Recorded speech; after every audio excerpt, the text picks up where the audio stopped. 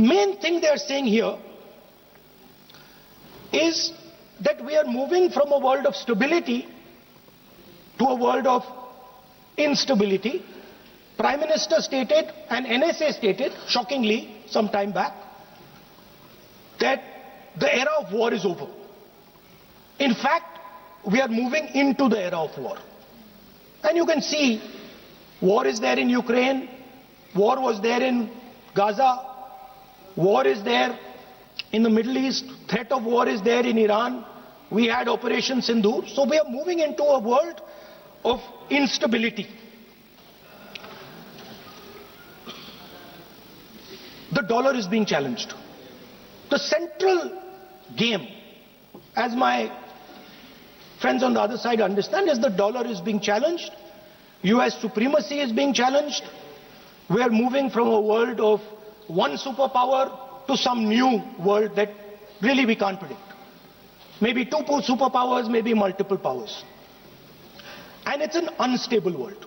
And that is what you have said in your economic survey, and I agree with it. 100%. At the center of this fight is the concept of AI. Everybody says that we are moving into the era of AI. And I'd like to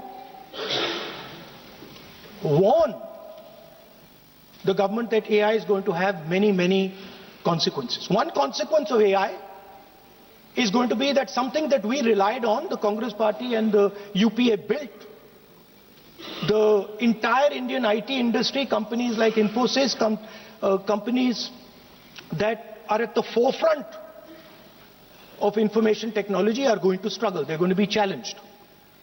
The idea of becoming a software engineer, which is a very popular idea in India, going to be challenged. Lots of our software engineers are going to be replaced by AI. So, why I'm saying this is we're moving into a turbulent world, dangerous world. Now, when you move into a dangerous world, what is the first thing that you have to understand? The first thing you have to understand is what are your strengths as a person and as a nation. So, I'd like to say to the House here what I think are the strengths of our great country. And I would say that the central strength is our people. 1.4 billion people, brilliant, energetic, dynamic, who can challenge anybody in the world. Biggest strength. But it's not only the people.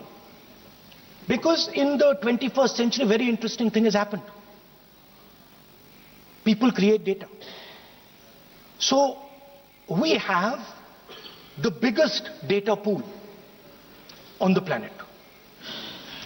1.4 billion people means massive amount of data is being generated in India, and data is wealth. Everybody talks about AI. But talking about AI is like talking about the internal combustion engine without talking about petrol. The petrol for AI is data. So let me repeat that. The petrol for AI is data. Meaning if you have AI and you don't have data, you have nothing. If you have AI and you don't have data, you have nothing. Now, which are the two biggest pools of data on the planet? The Indian pool of data and the Chinese pool of data. They also have 1.4 billion people.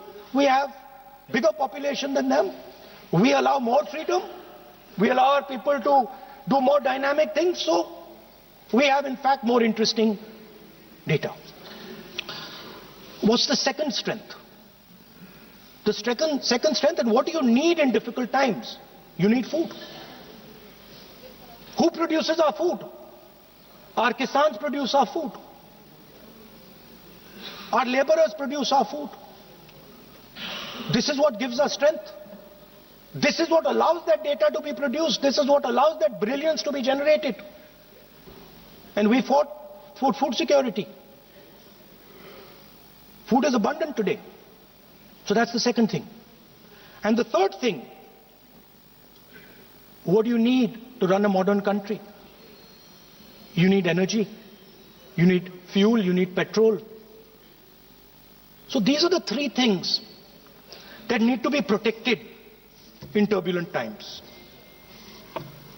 Our people and our data, our food supply, the ability to produce food, and our energy system.